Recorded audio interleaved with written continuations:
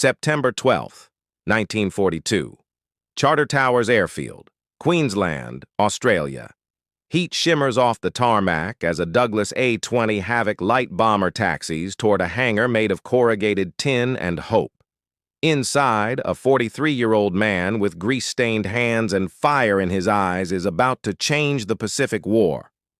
His name is Paul Irvin Pappy Gunn. In just 6 hours, the aircraft he's been modifying will strike a Japanese airfield at Buna, New Guinea. If his idea works, American bombers will finally have the teeth to tear through Japanese convoys.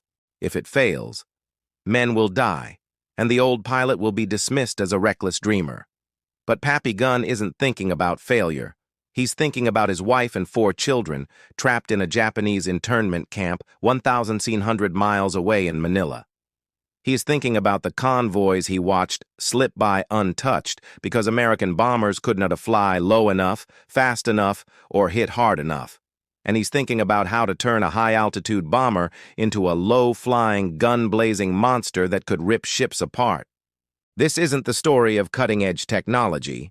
It's the story of a blacksmith's son from Arkansas who, armed with scavenged parts and sheer fury, turned America's medium bombers into the most feared gunships in the Pacific. This is how improvisation defeated engineering, and how one man's rage became vengeance made of steel. The B-25 Mitchell bomber wasn't meant to be a gunship. When it rolled out of North American aviation in 1941, it was designed for medium-altitude bombing, reliable, efficient, predictable.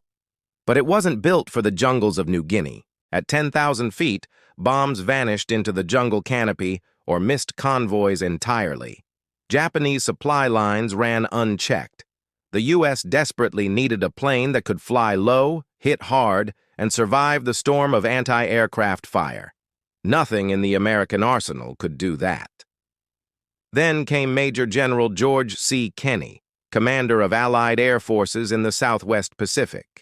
A veteran of World War I, Kenney had no patience for rules that got his men killed.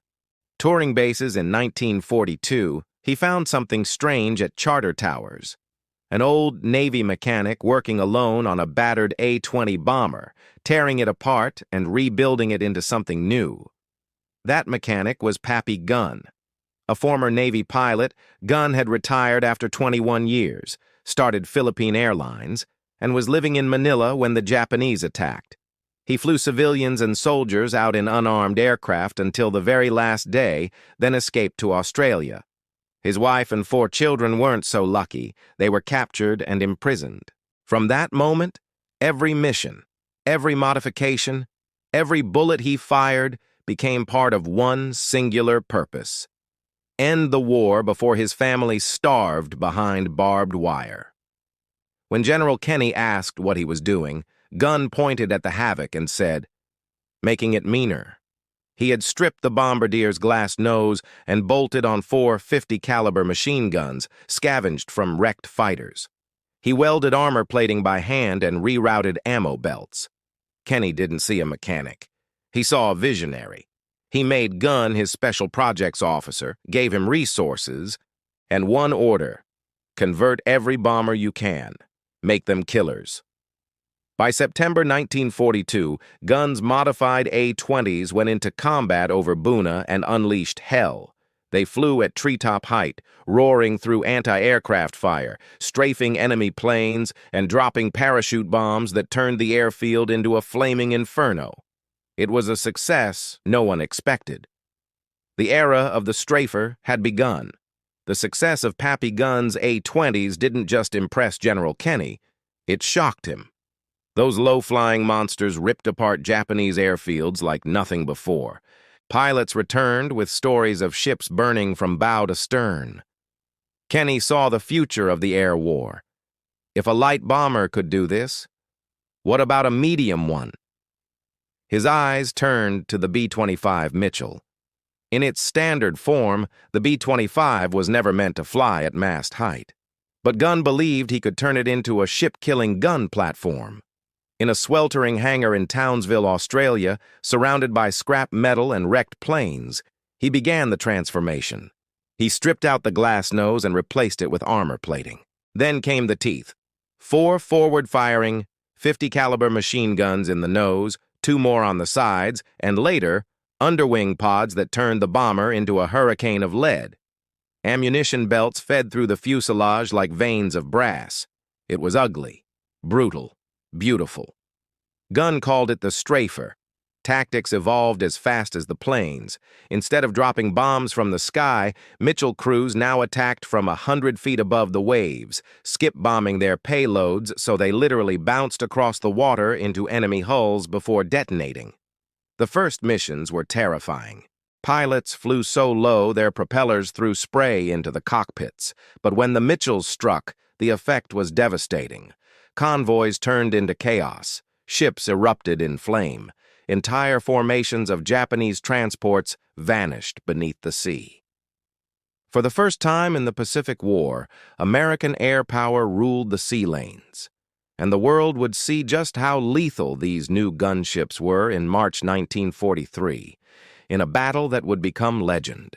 In early March, Allied reconnaissance spotted a massive Japanese convoy moving south from Rabaul to Leh.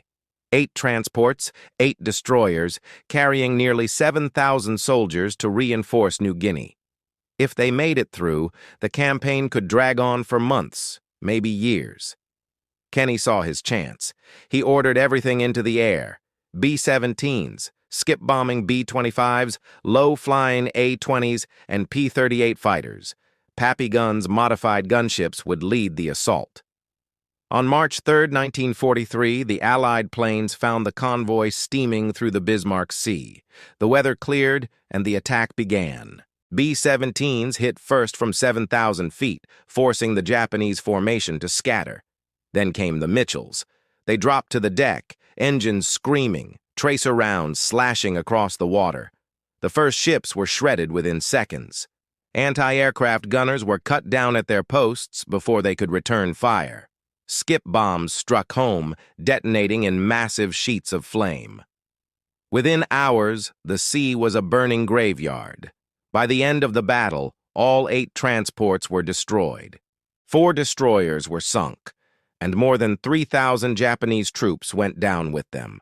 The cost to the Allies? Just 13 aircraft. For General Kenny, it was proof of concept. For Pappy Gunn, it was personal. His gunships had done exactly what he'd built them to do. After the Bismarck Sea, even the skeptics fell silent. Factories back in the United States began producing B-25s with solid noses and built-in gun packages, all inspired by Gunn's field conversions. The Pacific had its new weapon, and every man who flew one owed something to the mechanic from Arkansas who refused to wait for permission. After the Battle of the Bismarck Sea, everything changed. By 1944, Paul Pappy Gunn had turned his workshop into a laboratory of destruction. He was no longer just modifying planes, he was designing entire weapon systems, mounting 75mm cannons in the noses of bombers and inventing new sighting methods the manuals had not imagined. Each new idea made the Mitchell meaner, deadlier. Crews called them flying gunships, and their effect on Japanese morale was catastrophic. To the soldiers of the Southwest Pacific, he became a legend. General Kenny put it best: "Give me Pappy Gunn and a handful of wrecked planes, and I'll give you an air force." But beneath the legend was a man haunted by absence. His wife and children, still prisoners in Manila, were never far from his thoughts. Every day, every innovation was driven by a single burning hope: that his work would help bring them home. When American forces finally liberated the Philippines in 1945, Pappy learned that his family had survived. They were malnourished, scarred, but alive. When he saw them again, witnesses said the old airman, the hard, unshakable Pappy Gunn, broke down and wept. He had given the war everything, and finally it had given something back. Pappy Gunn's wartime creations were the first blueprint for a new kind of warfare. The concept of the gunship, an aircraft designed to bring overwhelming firepower directly onto a target, was born in those hot, improvised hangars. 2 decades later in Vietnam, that spirit would live again.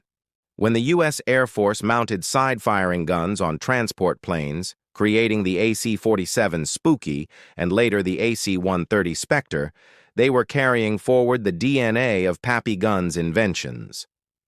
After the war, Pappy returned home, restless as ever.